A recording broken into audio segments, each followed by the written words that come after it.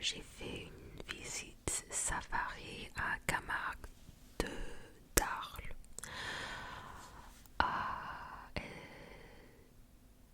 Et c'était très intéressant euh, de voir le paysage. J'ai vu des chevaux camarguais tout blancs et un peu petits.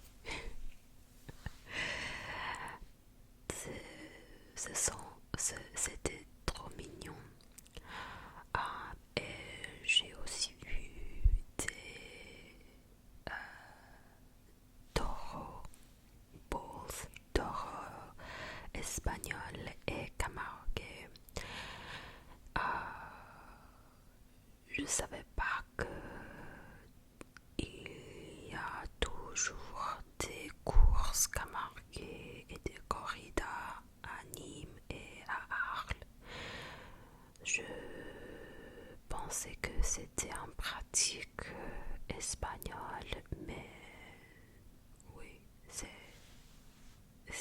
une tradition au sud de la France aussi, et je ne le savais pas. C'était très intéressant, et les corridas et les courses camarguais sont très différents parce que les taureaux espagnols ou seront morts au fin de la corrida, mais c'est pas le cas pour les courses camarguais. Mais c'était très intéressant parce que je suis pas d'accord avec cette tradition. C'est pour moi ça semble comme abuse d'animaux, mais je comprends que c'est important pour ce moment, pour l'économie et pour la vie de l'hétéro. Mais oui, c'était très intéressant de savoir l'histoire et la culture de cette région parce que je savais pas aucun, ouais. I didn't know anything. Je savais rien. Oui.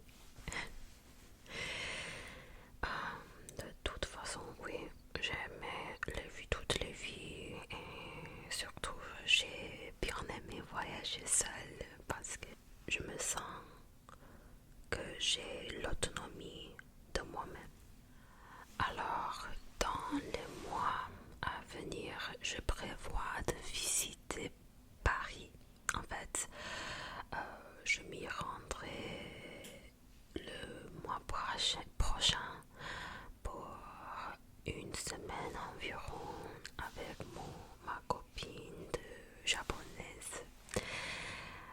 Donc, si vous avez des recommandations pour des endroits à visiter, des restos, des bars, des galeries, des événements, n'hésitez pas à me donner des conseils parce que oui, je connais pas beaucoup à Paris, mais j'ai déjà visité les endroits connus, les musées, oui, et tout ça.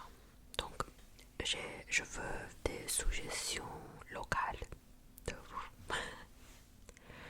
J'espère également visiter Toulouse et Bayonne. Toulouse parce que c'est la troisième ville la plus peuplée en France. Et Bayonne et aussi Biarritz parce que je m'intéresse beaucoup au Pays Basque. Comme vous savez, j'ai visité Saint-Sébastien, c'est Pays Basque à côté d'Espagnol. Donc, oui, je m'intéresse beaucoup à la culture, l'histoire, la langue et aussi la cuisine de cette région. Donc, si j'ai le temps et si j'ai d'argent, je veux y aller. Et aussi, j'irai à Strasbourg et pour les marchés de Noël en décembre. Et probablement à Colmar aussi parce que il y a une église que je veux voir. J'ai oublié le nom de cette église, mais c'est très connu au Japon. C'est pour, entre les architectures. Donc oui, c'est une église de par le Corbusier. Où dois-je aller? Qu'en pensez-vous? Alors oui, j'ai beaucoup de voyages à venir. Et ça, c'est très excitant. Comme mon anniversaire approche et comme l'année se termine, je réfléchis beaucoup à l'évolution de ma vie, à mes objectifs, à mon état actuel, à ce que je veux devenir, à mes relations avec les personnes qui font partie de ma vie. Ma façon de voir et de penser est plus claire. Il y a plus de clarté, ce qui signifie que j'ai progressé beaucoup au cours de l'année écoulée. Lorsque j'ai quitté mon travail l'année dernière, j'ai décidé de partir en séjour en France. Je me suis sentie libérée,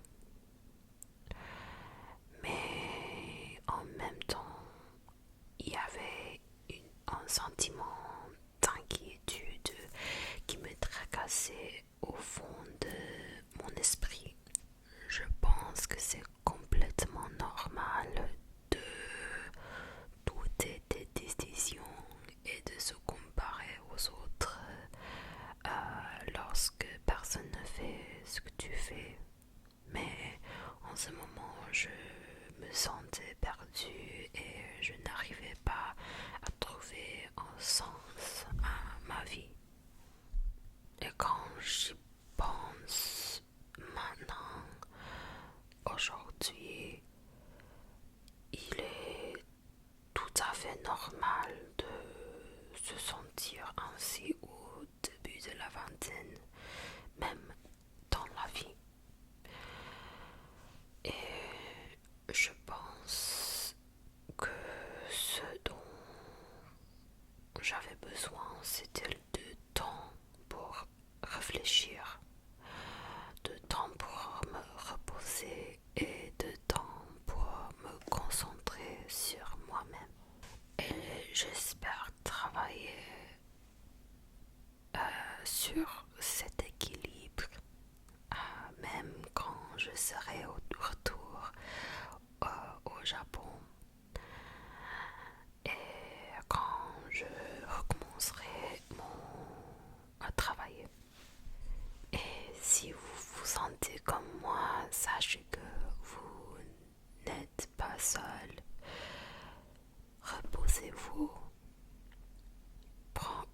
Prenez soin de vous et prenez du temps. Quand vous serez